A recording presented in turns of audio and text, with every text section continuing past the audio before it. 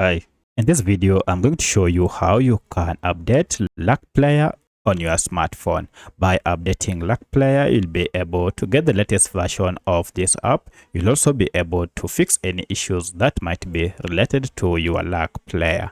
If this video helps, please like and subscribe.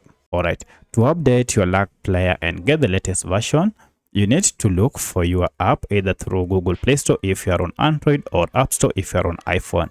For my case, I'm on Android and I'll go to Play Store here, open it, then log in with my email, that is Gmail account. Then you can see we have a search option here. I'll search for Lark Player just like that.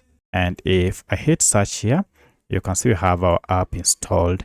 If I open it, as you can see, we have an update, which means I've been using an outdated version of Lark Player, Music Player, and MP3 app.